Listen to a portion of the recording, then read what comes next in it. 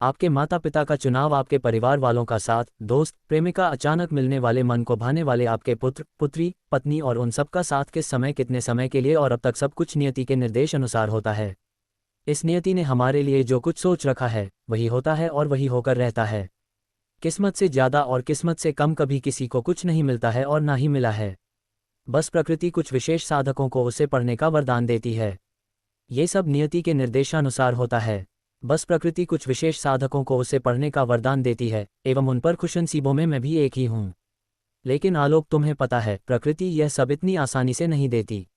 यह अधिकार उन लोगों को प्राप्त होता है जिनमें त्याग की भावना हो। सब कुछ त्याग करने की भावना उस हद तक जिसके बारे में विचार भी ना किया जा सके, तो अपना सब कुछ त्याग उस प्रकृति की शरण में जाता है। प्रकृति भी उसे अपनी गोद में ले अपना अनमोल खजाना उसे सौंप देती है। प्रकृति हमें बहुत कुछ देती भी है और चाहे तो बहुत कुछ हमसे छीन भी लेती है। ये बात मुझे मेरे पिताजी ने समझाई थी। इसे मैंने बहुत दिनों तक अनुभव नहीं किया, लेकिन जब अपनी जवानी के अहंकार में मैं जब मानव जाति के सर्वस्व शक्ति मात्र होने का घमंड लिए देख जहाज का ऊपरी हिस्सा पर से समुद्र को निहार आता था, तब मुझे विशाल समुद्र में से मनुष्य आकृतियां पुरुष और स्त्री के रूप में नजर आई। मैं आश्चर्यचकित था। पहले पहले मुझे कुछ भी समझ नहीं आ रहा था कि आखिर यह क्या है, ये कैसी आकृतियां हैं और किसकी है। जिस समुद्र में उस समय जहाज को संभालना मुश्किल लग रहा था, तभी दोनों समुद्र में आसानी से तैरते हुए जल क्रीड़ा कर रहे थे। तब मैंने गौर से देखा तो उनका आधा शरीर मनुष्य का तो आधा मछलियों का था। मैंने तब तक सिर्फ जलपरियों के बारे में सुना था, लेकिन देखने का सौभाग्य उस समय प्राप्त हुआ। अचानक वहां उसी तरह के और भी अन्य आकृतियां नजर आने लगी और उन्होंने हमारे जहाज को सिर्फ पानी के बहाव को बदलकर एक दिशा से दूसरी दिशा में मोड़ दिया, इतनी तेजी से कि सोचा भी नहीं जा सकता। मैं दौड़ता हुआ सीधे इंजन रूम में कप्तान के पास पहुंचा और कंपास देखने लगा। कंपास बिल्कुल भी स्थिर नहीं था। कप्तान के चेहरे पर हवाएं उड़ी हुई थी। थोड़े ही समय में कंपास स्थिर हो गया। मैंने अचानक हुई हरकत के विषय में कप्तान से पूछा तो वह कहने लगा कि हमारा जहाज गलत दिशा में जा रहा था और हमारे कंट्रोल से बाहर हो गया था। लेकिन तभी अचानक हवा के झोंकों ने दिशा बदलकर हमें सुरक्षित बचा लिया, नहीं तो आज न जाने इस जहाज का क्या होता। मेरा सारा अहंकार चूर चूर हो गया। मैं दूरबीन ले सीधे डेक की ओर भागा।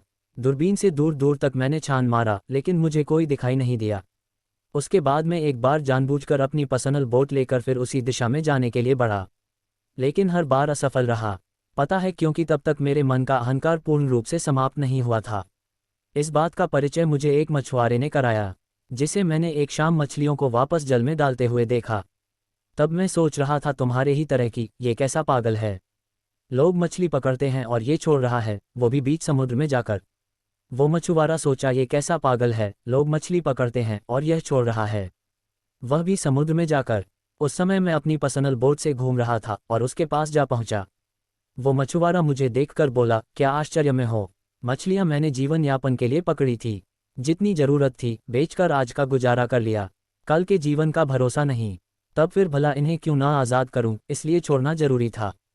तुम सोच रहे हो कि कैसा पागल हूं ना, क्या मैं सच बोल रहा हूं? तुम्हें ऐसा ही लग रहा है ना कि मैं पागल हूं? उस समय मैं भी इतना ही आश्चर्यचकित होकर उस मछुआरे को देख रहा था जितना तुम आज मुझे देख रहे हो। पहली ही बार में तब उस मछुआरे ने मुझसे कहा, तुम्हारा अहंकार तुम्हारे लिए सबसे बड़ी बाधा है। अहंकार क्या है तुम्हें मालूम है?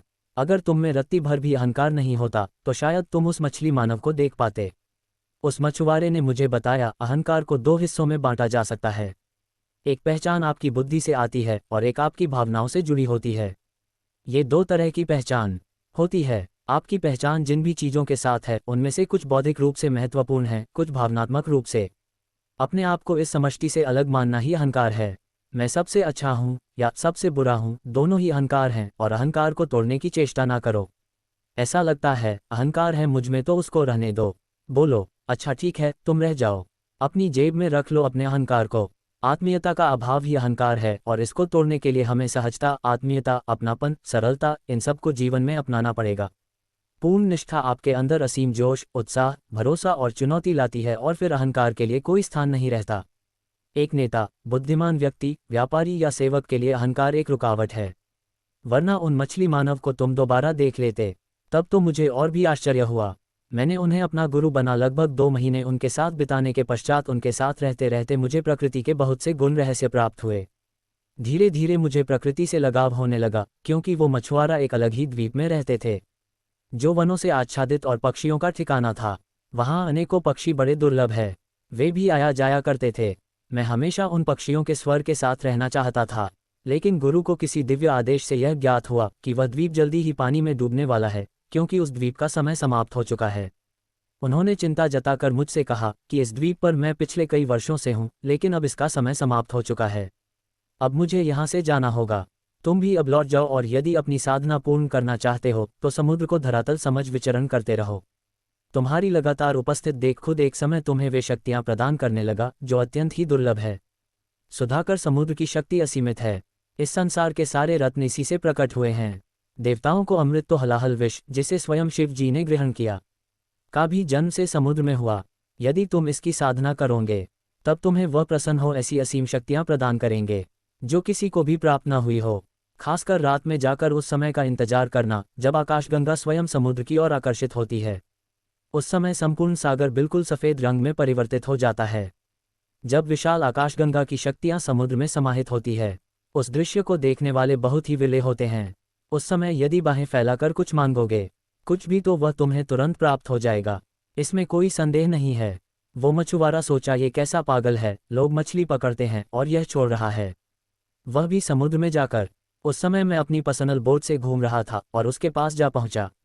वो मछुआरा मुझे देखकर बोला, क्या आश्चर्य में हो, मछलियां मैंने जीवन यापन के लिए पकड़ी थी, जितनी जरूरत थी बेचकर आज का गुजारा कर लिया, कल के जीवन का भरोसा नहीं, तब फिर भला इन्हें क्यों ना आज़ाद करूं, इसलिए छोड़ना जरूरी था।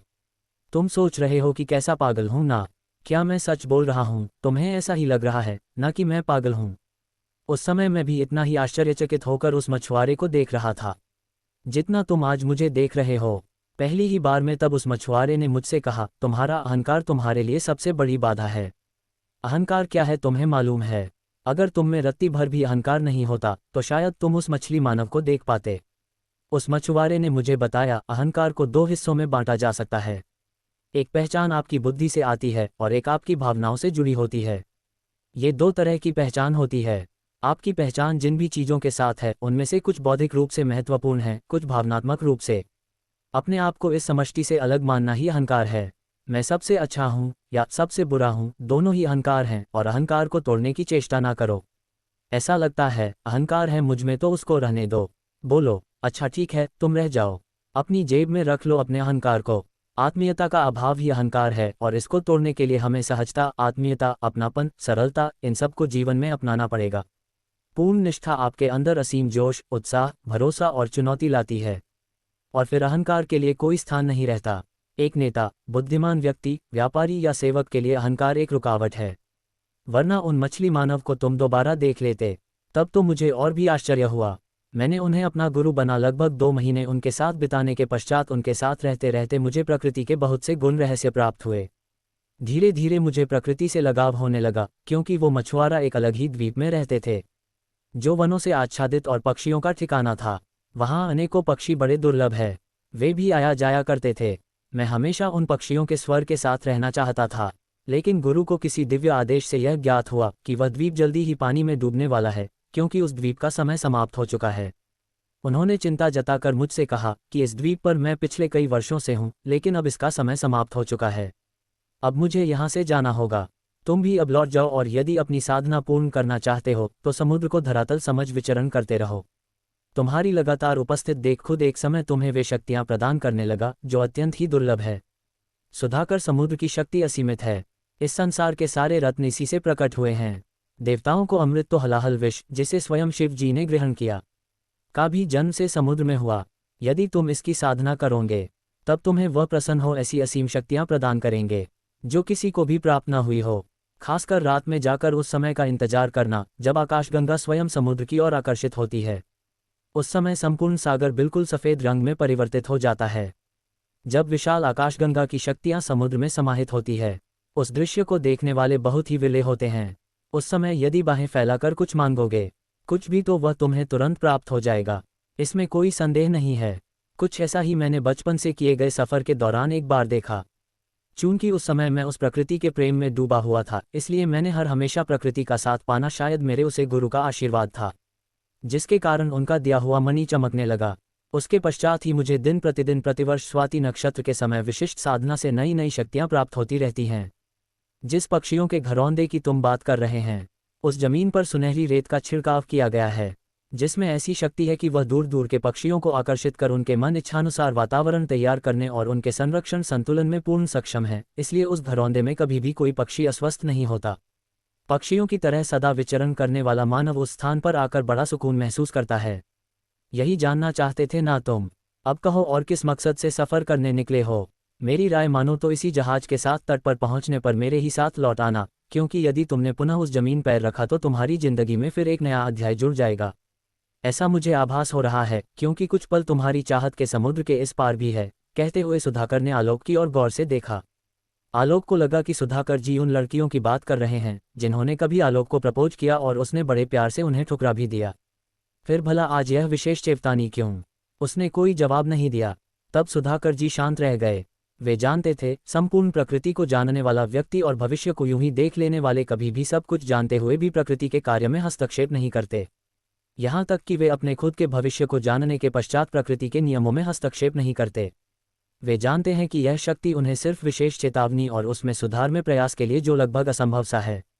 सिर्फ दुख को कम और खुशी को बढ़ाना, यही तक उसकी सीमाएं है, इसलिए वह कभी भी हस्तक्षेप नहीं कर सकते। उन्होंने आलोक को कुछ भी नहीं कहा, बस वापसी में मिलते हुए जाने की सलाह दे बंदरगाह पर उसे छोड़कर पुनः नए सफर पर निकल गए। आलोक पहले विद्यार्थी था और आज एक बिजनेस। सुधाकर जी का गेस्ट हाउस उसके लिए हमेशा के लिए खुला हुआ था। वह अपने पुराने मित्रों से मिलने को उत्सुक जल्दी जल्दी तैयार हो सबसे पहले नज़दीकी बने पक्षियों के घरौंदे में जाकर दीवानकर से मिलने के लिए वहां पहुंचा। पिछले 2 सालों में जैसे सब कुछ बदल सा गया था। पूरा स्टाफ और कर्मचारी, कुछ सीनियर लोगों को छोड़कर वह खुशी खुशी दीवानकर से मिलने, कुछ उसकी मनपसंद वस्तुएं जिसका जिक्र उसने कभी कभार किया था, सब लेकर जा पहुंचा। लेकिन आश्चर्य, इतना सब कुछ बदला हुआ देखकर उसकी गति धीमी हो गई। आलोक ने जाकर जैसे ही मेन ऑफिस में कदम रखा, उसके कदम ठहर से गए। सामने दीवानकर की एक बड़ी सी तस्वीर लगी हुई थी। उससे बड़ा आश्चर्य कि उस तस्वीर के ऊपर ताजे फूलों की माला झूल रही थी, जिसे देख उसके कदम ठहर से गए। आलोक सोच में पड़ गया, लेकिन तभी एक जानी पहचानी लेकिन नई आवाज ने उसका ध्यान अपनी ओर आकर्षित किया। हाँ, ये सच्चाई है, सबसे बड़ी सच्चाई, जिसे हम चाहकर भी जीवन में नहीं बदल सकते। आलोक में पलट कर देखा। नियति आंसू लिए हुए आलोक को देख रही थी। आलोक के मुंह से सिर्फ इतना ही निकला, ये सब कैसे हुआ? शायद नियति की ही नियति में ही ये लिखा था, जिससे वह चाह कर भी नहीं बदल पाए। वह चाहती थी बहुत कुछ उनसे सीखना, उन्हें अपना गुरु बना। मैंने ये ट्रेनिंग के उद्देश्य से ज्वाइन किया था। तभी समय ने करवट ली और एक दिन अचानक जब वे गाड़ी लेकर थे, बहुत देर तक यहाँ पहुँचे ही नहीं। तब सभी को चिंता होने लगी और हमने तलाश शुरू की, लेकिन बहुत खोजबीन के बाद भी ना तो उनका कोई पता चला और ना ही उनकी गाड़ी का। कहानी अभी जारी है, इसका अगला भाग जल्द ही अपलोड करेंगे। जब तक आप कहानी के साथ बने रहे, धन्यवाद।